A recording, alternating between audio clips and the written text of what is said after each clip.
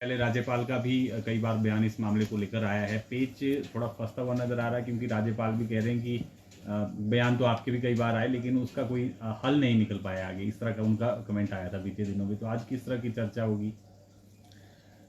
ये जो नोतोड़ नियम है, ये हमारा जो 1968 का नियम है, जिसके तहत प्रदेश में हज़ारों किसानों को भूमि दी गई और हज़ारों किसानों की जो है आर्थिकी में बहुत बड़ा सुधार हुआ। और ये जो है नोतोड़ का नियम जनजातीय क्षेत्रों के लिए भी था।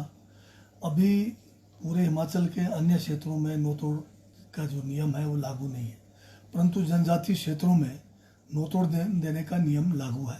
परंतु हम नोतोड़ इसलिए नहीं दे पा रहे हैं कि 1980 में जो फॉरेस्ट कंजर्वेशन एक्ट आया है, उसके बाद कोई भी किसी भी किस्म का वन भूमि के ऊपर कोई भी हम कार्य करना चाहते हैं वो केंद्र सरकार से परमिशन लेनी पड़ती है। परंतु उसके लिए जनजातीय क्षेत्र जो हमारे शेड्यूल्ड एरियाज हैं, उनके लिए हमारा जो भारत का संविधान है उसमें अलग से प्रावधान है। संविधान के अनुच्छेद 5 में गवर्नर को शक्तियां दी गई है कि वो प्रदेश के या हमारे जो है केंद्र के जो भी कानून है उसमें संशोधन जनजातीय क्षेत्र के हितों के लिए कर सकते हैं।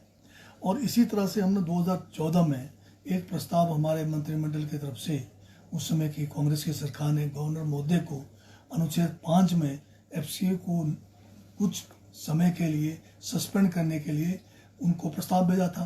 प्रस्ताव जो है उस समय के गवर्नर ने माना और 14 से लेके 16 फिर दोबारा 16 से 18 तक 2 बार जो है एफसीए को जो है सस्पेंड किया गया, फॉरेस्ट कंजर्वेशन एक्ट 1980 को हिमाचल के जनजातीय क्षेत्रों से, ताकि हम उनमें नोतोड़ दे सकें। और उसमें काफ़ी लोगों को उसका फ़ायदा भी हुआ।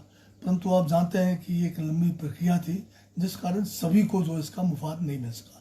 बीच में 5 साल में भाजपा की सरकार रही, उनको भी मौका था, 1 साल कानून उनके समय भी सस्पेंडेड था, परंतु उन्होंने जो है एक व्यक्ति को कुल नोतोड़ दे के बाकी अपना पल्ला झाड़ दिया। अभी हमारी सरकार आई तो 23 में प्रस्ताव दोबारा से गवर्नर महोदय को प्रेषित है कि जनजातीय क्षेत्रों को जो बॉर्डर पर है, जहाँ से बहुत बड़ी तादाद में लोग पलायन कर रहे हैं, बॉर्डर इलाके के जनजातीय लोग जो है बेरोजगार है, उनके पास वहाँ पर कोई इंडस्ट्रीज नहीं है, परंतु वहाँ पर अगर लोगों को नोतोड़ नियम के तहत अगर ज़मीन दी जाए तो लोगों की आर्थिकी जो है हर तरह से बढ़ सकती है, बेरोजगारी समाप्त हो सकती है और बॉर्डर एरिया से पलायन भी रुक सकता है।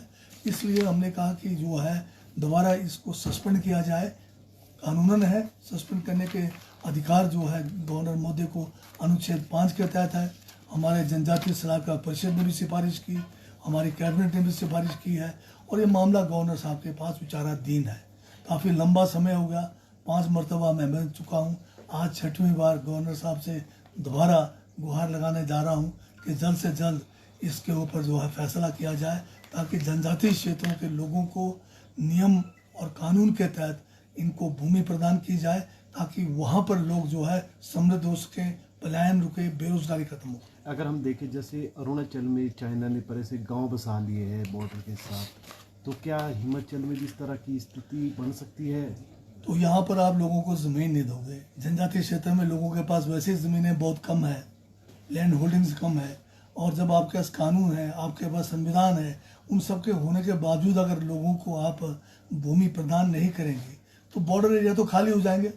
फिर तो चाइना का जो है और ज़्यादा जो है भीतरघात होगा और ज़्यादा ये लोग जो है हमारे इलाकों में आ जाएंगे।